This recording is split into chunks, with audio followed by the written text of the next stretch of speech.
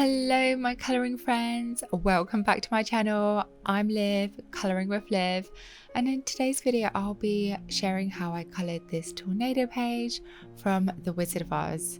So if you have a copy of Kerby Rosanes' Dark Fairytales, then you can come and colour along with me as well. The materials that I used for this page were my Caran Museum Aquarelle Watercolour Pencils, my Faber Castell Polychromos pencils, some Posca pens, and a glittery gel pen from Signo. So I started heading over to Pinterest to look for some photos and images of tornado storms and lightning bolts, because the explosion by the tree made me think of a lightning strike here on Kerby's illustration. So at first I was going to do a resist technique with my colour pencils, but as I was finding it difficult to see what I was doing, I thought it would probably be easier to add some liquid mask. So my liquid mask is from Sennelier and it has a needle point, so this makes it a lot easier to draw with. And once that's dry, I can then add some watercolour on top. And I haven't used my watercolour pencils for a while, so I thought it would be a great opportunity to use them here, seeing as I have the full set of the Museum Aquarelle by Caran, and I don't have a full set of any other watercolours. So my lightest colour would be more of a sky blue, because when I watched someone chasing a tornado over on YouTube, I was actually really shocked at how blue the sky was. So I wanted to kind of capture this in my colouring page. I wanted to show the change of the weather, so from this beautiful blue sky up until this stormy clouds up above.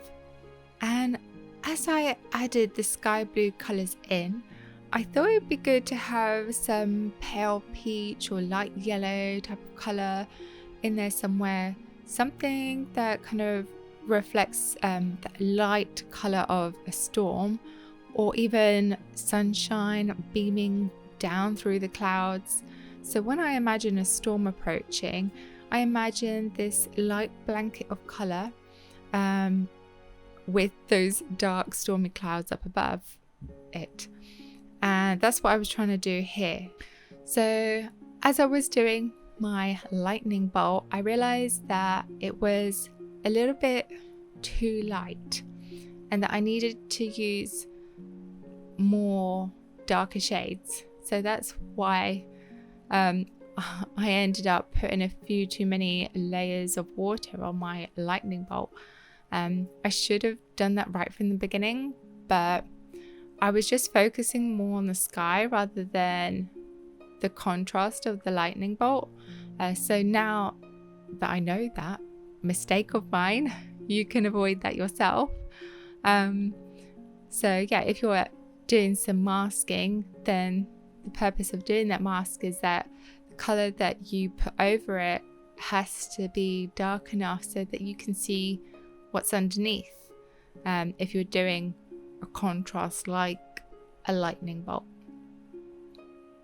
So a tip with working with watercolour is that you shouldn't add too much water in one place. So if you've added that layer, just stop yourself right there, let it dry, and then go in with some more deeper shades of colour.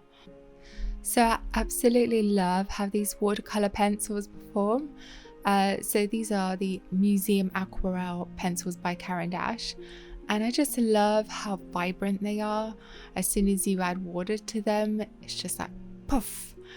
But the only problem with that is that because you only need a little bit, you can't really see like how vibrant it's going to be at the end. So I think you could either just grab the colour directly from the pencil itself, Or you can do like what I did, is layer the color down and then also add some more pigment by grabbing that with your paintbrush directly on the pencil on top as well. But I didn't do that everywhere because I didn't think it was necessary, because the pigment was strong enough by like on its own. But on certain places I felt like, okay, like on this section it could have a little bit more yellow, so I just kind of added that in. But like I said, you don't want to add too much water in one place at one time, and you have to let it dry. But if the water is still active, it's easier to blend at that particular point. So you just kind of have to play around with it a little bit and feel what's right. So another tip with working with watercolor is to control the amount of water that you have on the page. So it does take a bit of practice to reduce the amount of water that you have on your page, but it's also helpful to have a paintbrush that handles a lot of water. So then you have that good mix between a good paintbrush and, you know, just trying to get the least amount of water on the page. So you don't want it completely dry, but you don't want your page to be too wet. Otherwise you'll either make a hole or you'll create too much piling. There are some coloring books that will just pile, unfortunately, but I feel like Kerby's books handle watercolor pretty well. So when I was doing this section, I felt like, oh, this part is where all the flowers go. But when I was thinking of Kansas and the fields itself, I was thinking, oh, they should either be green or yellow, and just keep it like that. But then in The Wizard of Oz, Dorothy goes through the woods and there are these red poppies. So I thought it would be good to just add a pop of red for the flowers on this section. And then I thought that red will go nicely with that barn red, and it would tie it in together. But I'm not sure if I would do the yellow to start with again. So I tried to kind of fix that later on by adding in a little bit of green, but then I thought maybe I made that a little bit too dark. So yeah, I don't know if that was a good idea or not, but it was quite easy to just add those dots of red with the watercolor. Even though, you know, I have added a lot of layers in here, I let each layer dry in between. And that's what I did in my other page in this book. If you'd like to check that out, I did the Sleeping Beauty page. And yeah, so this is my second page in Dark Fairytales. And yeah, I just love Kerby's books, and I plan on actually coloring some more pages in this book. So the next page that I'm planning on coloring is the Hansel and Gretel page, which is the one that looks like a haunted house. So I've got a buddy or two in mind to do that with, so I can't wait to get started on that as well. But if I have inspired you at all to, you know, give this page a go and to colour this, don't forget to tag me at Colouring with Liv. And yeah, that would really make me happy when I've seen other people tag me. It's just made my day completely. I love it. And yeah, so I've also recently found another way of buddying up with people, not just through Facebook groups, but also through an app or website called buddycolors.com.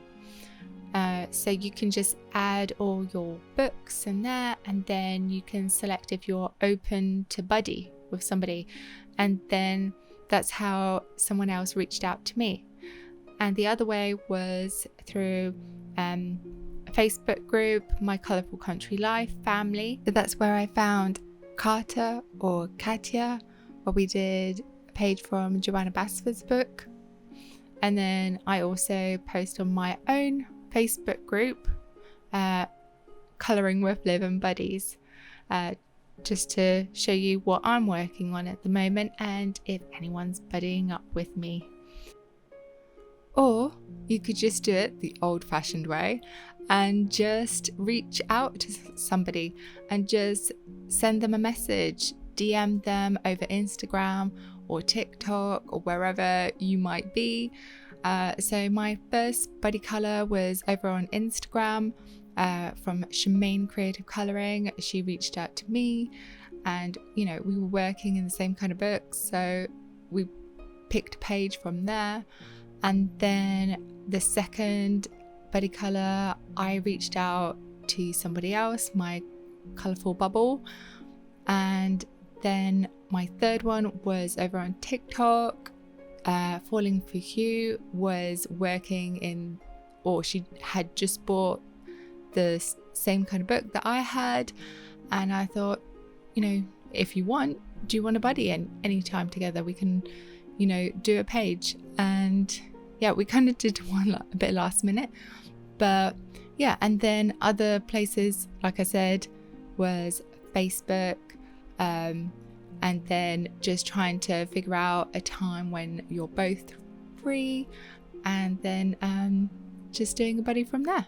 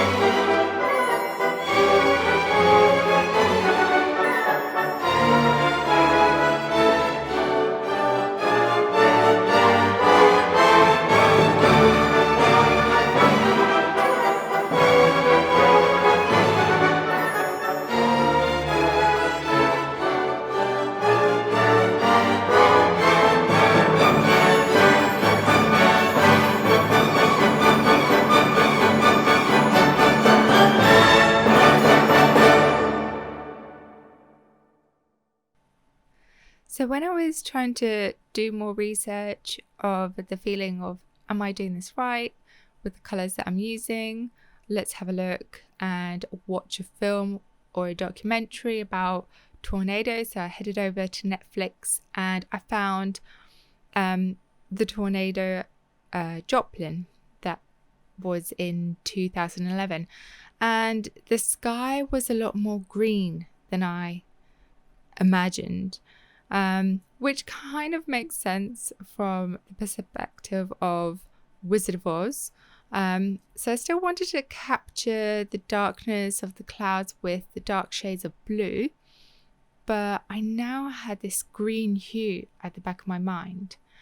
And it's not a problem because blue and yellow make green, so I can easily add this in here. But it was good to have that at the back of my mind where to kind of use this. And you could have a complete vintage effect of all browns, like in the original 1939 film, before everything goes into color. Or you could have your tornado full of red, orange and yellow, as if the tornado caught fire, because that happens sometimes. Tornadoes can carry fire. So you could make it more green, like I've seen other colorists have done so on Instagram, and make it even like neon green in places. So yeah, I think once I saw a few different versions over in Instagram, I'll link their accounts in the description box below, that I've seen, and I just thought, wow, it's so beautiful. And I thought, well, they make it look easy to do this page, so this should be a quick one to do. But no, I really had fun working on this page. I love Kerby's books. I think the reason why I love his book so much is because he completely fills the entire page rather than just something in the middle. So yeah, I love that. But obviously I love my other illustrators as well, but that's what I love about Kerby. You just really start to relax and let go once you start to get into it. I think the hardest thing is just starting it, just trying to figure out what kind of colors you're going to use.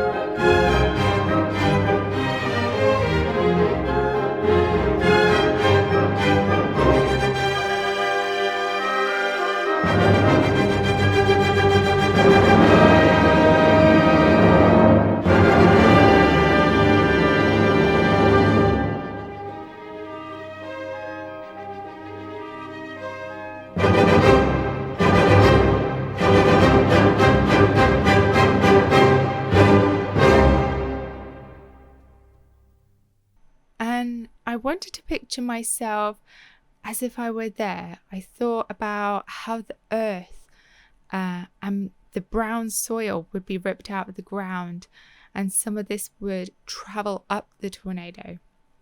So that's when I decided to add a little bit of brown, not just at the roots of where it's being ripped out of the ground, but also as it travels up the tornado. But I already added some green and blue, but I thought, hey, let's just add some brown and see what happens and see if this works. And once I did add the brown, I felt like it was a lot more colorful, and it just made me think of the colors that Dorothy saw in the 1939 film Wizard of Oz.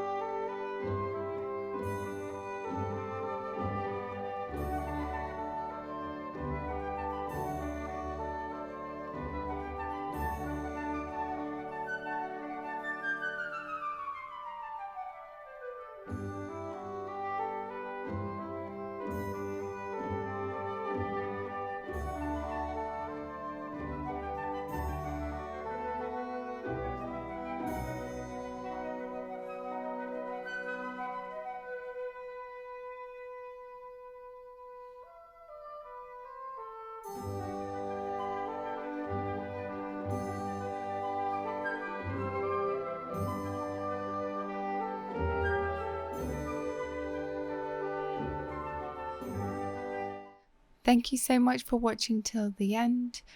Give this a like, a thumbs up, and a subscribe if you like this video or just like my colouring. And I'll see you in the next one, guys. Take care. Bye.